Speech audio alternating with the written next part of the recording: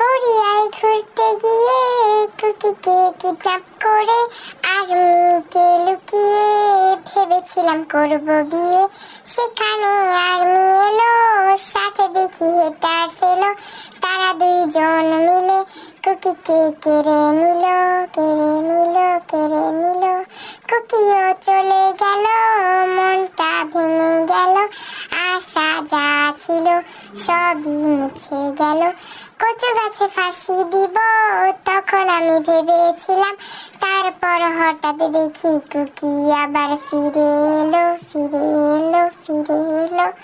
ও cookie সোনা, দুটা puppy দাও না, আমি সত্যি বলছি আর ভিকে দেখে ক্রাশ খাবো না। চাঁদনি রাতে আমি তোমার সাথে যাব ডিনারেতে, পিজা বার্গার খেতে।